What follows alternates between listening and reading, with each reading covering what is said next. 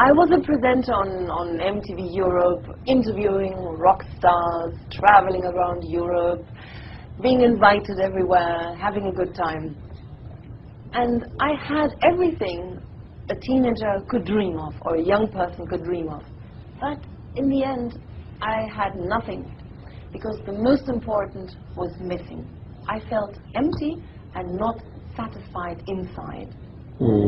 بتقول ان هي كانت من اكبر المذيعات اللي في الام تي في، وان هي كان عندها الشهرة وكانت بتلف اوروبا كلها، وعندها في سنها كمراهقة عندها كل اللي تتمناه اي واحدة مراهقة في سنها، لكن بعد كده حست ان هي فاضية من جوه، حست ان هي محتاجة حاجة تملى، شعرت ان شيء ناقصها، بالظبط في حاجة ناقصة، فهي محتاجة ان في حاجة تكمل اللي ناقصها ده.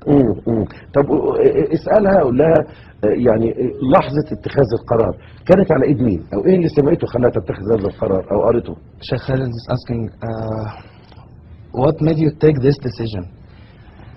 Well, then I was introduced by the grace of God to some Muslims, and they actually played Sufi music, the kind of music we just heard on your channel. Beautiful music, praising Allah, praising the Prophet, and I was working in the pop music. And I tell you, this music touched me more deeply than any of the music that I was working with. So it opened my heart. So this music of tasawwuf opened my heart for Islam. بتقول ان هي قابلت ناس مسلمين سمعت عندهم المزيكا الصوفية اللي كانت شغالة عندنا في القناة دلوقتي، حست بيها ودخلت جواها ديبلي اعمق اكتر من مزيكا البوب اللي هي متعودة تسمعها، عشان كده عرفت اكتر، حست بالمزيكا اكتر، عشان كده قالت لهم، بدأت تتكلم عن الاسلام، بدأت تعرف ايه هو الاسلام. Then I started traveling in the Muslim world, and I met wonderful Muslims, very generous people, warm people, who also very poor people in Pakistan, for example, who still had a light in their eyes and were content. Whereas in the West, we have everything and people are not happy, we are not content. And I wondered, where does this come from, this contentment, this inner contentment?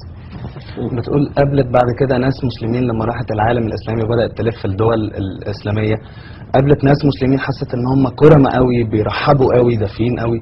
بعد كده راحت بلد زي باكستان، بتقول ناس فقراء تحس بالنور في عينيهم او تحس بالنور في وشهم اكتر من ناس تانية كتير قوي اغنياء في اوروبا واغنياء في الغرب عموما، مش حاسين بالسعادة اللي الناس الفقراء دول حاسين بيها. And people had a perspective that included God. Everybody was looking to a higher goal. You know, everything they do for the sake of God. In Europe, it was different. People just work for themselves, are very, you know, work-minded, and they don't have this higher perspective. الناس بتقول ان هم الناس اللي قابلتهم دول عندهم احترام قوي لربنا، وان هم بيعملوا ممكن يعملوا اي حاجة سواء في طاقتهم او مش في طاقتهم، بس عشان خاطر ربنا. هي عشان خاطر ربنا وبس.